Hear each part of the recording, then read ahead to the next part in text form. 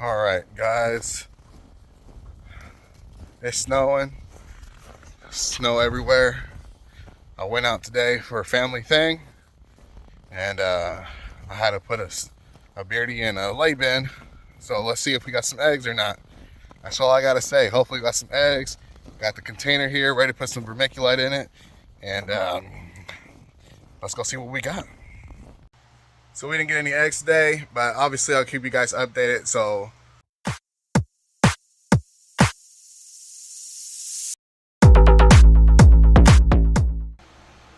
yeah, look at those eggs in there. Look, she fell asleep in there, didn't she?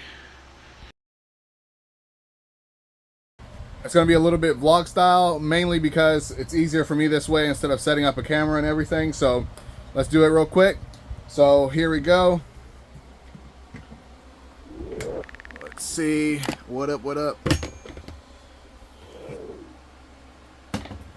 There is Zinnia. So one of the things I like to do is first I like to kind of get all this dirt off. So put her in here.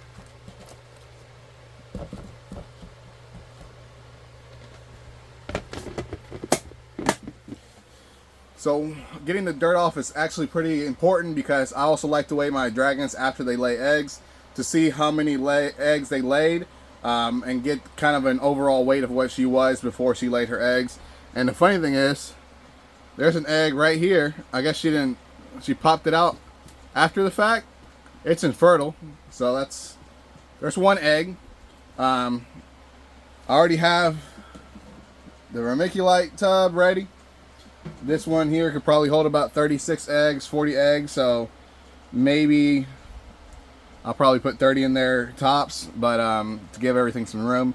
So now I'm going to start digging, and I'm going to set you guys up so you guys can watch me dig. Anytime I have eggs, I always do a post on Instagram and Facebook practically saying kind of give me a guess of what you think is going to be laid, and I usually give people 10% off if they're correct. So far we have one because she kind of laid it outside. So let's go through this. I know she laid them right around here in this area. I wear gloves so I don't puncture the eggs with anything because my nails are not sharp. They're actually cut today. Cut them recently, but essentially I want to make sure that everything's going to have a good chance of survival, so I don't really try to squeeze them too much, and I want to make sure that I'm doing this as softly as possible. They're around here somewhere. I don't know how deep she went. There's probably 7-8 inches of dirt in here, so she could have gone all the way to the bottom for all I know.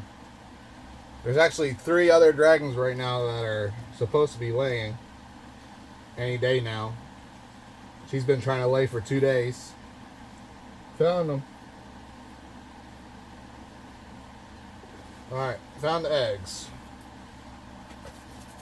Took me a long time, didn't it? So now that I found the eggs, I'm just going to try to remove the dirt on top of it out of the way. It's crazy because she was digging in this area over here, and somehow she laid eggs all the way in this corner over here. So that means she dug a hole and went all the way underneath at an angle. So now let me make a flat surface so I can put the eggs down on it. Here's one egg. Perfect little egg. It's important to be gentle with these eggs because they have an embryo, which I'll show you here in a second. They have an embryo inside, and if you move them too much, that vein essentially could come apart, and you would lose that egg. So far we have 6 eggs total. 9. That one's infertile. So I'm just going to put the infertile ones off to the side over here. You can kind of tell right off the bat which ones are infertile, because they honestly look deflated. Essentially now I just want to grab a flashlight where I put those, and I want to candle these eggs and then I'll put them up and in the container, and then I'll go all over and kind of show you everything I do with the female. Alright, so before I put them in the container, I want to weigh the container to get a weight, and then essentially I want to get a net weight of the eggs. So zeroed out this container here. Let's flip the screen. So now I have the eggs. I'm gonna put them right here, and I'm gonna go around in a circle till I see a red vein. I think that's the red vein. I'm gonna set you guys down again. You want to mark it so you know where the top of the egg is, and then so you want to set it down. Typically you want to do this in a dark room so you can see where the vein is, because I can't really see it that well right now. So far we're at 11 eggs, 3 infertile, 3 fertile, and we still got 8 eggs to go, so that would have put us at what, 21 eggs? So there's 8, yep, 20, no, 19, right? I don't know, we'll count them. So far I have 12 eggs, so actually it's 17, no, 19. Wow, I can't do math. I can't do math. It's 19 eggs. So people often ask, what do I do with the infertile eggs? The infertile eggs also go in the container with the other eggs, but they go separated. That way if they go bad, it doesn't go near the other eggs. All right, here's all the eggs. Get the weight of the eggs with the container. Looks like 73 grams. So we'll take note of that. And now I have to write in this little index card. So first clutch of 2024 going in the incubator.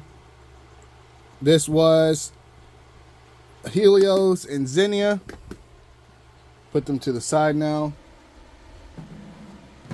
And now I want to weigh the female.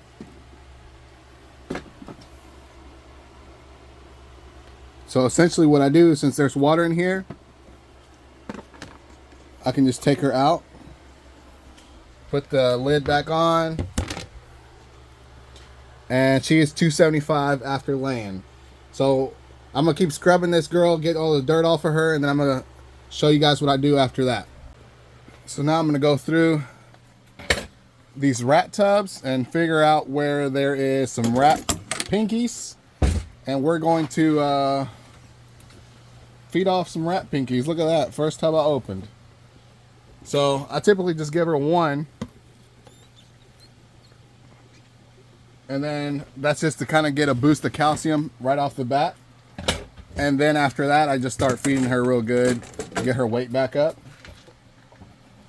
So here we go. I know you guys probably think this is terrible. Oh my god, it's so gruesome.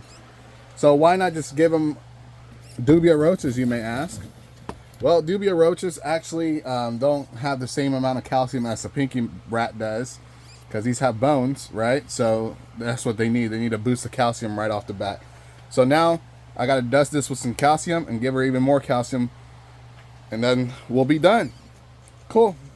So now I have dusted the pinky mouse, or pinky rat, and I'm going to give it to her.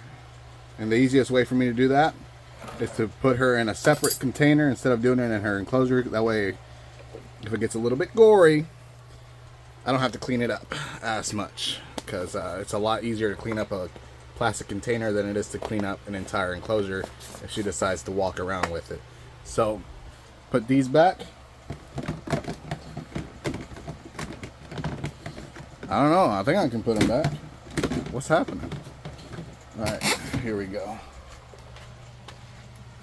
She don't want to stay in the container, so I guess we'll be doing it in her enclosure.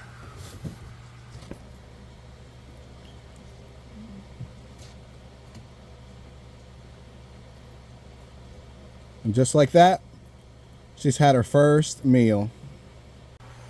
I know this is an extremely crappy video because of the way I filmed it, but it was just easier for me to do this way instead of having the tripod setup and having to move it over and over again to get different angles, it wasn't worth it. So after everything, we got 19 eggs. 3 of them were infertile. 16 of them were fertile. 60 days from now, we should have some babies. The pairing was Zinnia. She is a hypo tiger, a citrus tiger. So that means she has pretty good blue bars practically. And then the male was Helios. Helios is a hypotrans leatherback Dunner genetic stripe. Came from Paradox lines. He actually has a clutch mate that is a Paradox.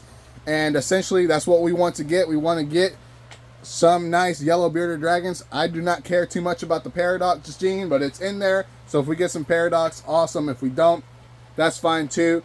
We just want to be able to get some nice blue bar Dunner genetic stripes. She is also possible het trans, so there's a chance that she doesn't have any translucent babies. I'm not banking on it because there wasn't really a percentage. If there's not a percentage, more than likely that just means that one of the parents possibly was and was never proven. So therefore, there's not really a percentage because it's either 50% or no percent. So essentially, that's what means when somebody says possible trans or possible het translucent or whatever with any other recessive morph, is if one of the parents possibly had the morph as well. So essentially, that is the end of the video. If you made it this far, don't forget to like, share, and subscribe, and hit that notification bell so you don't miss anything that I put out in the future. As always, peace. First clutch of 2024, let's get it.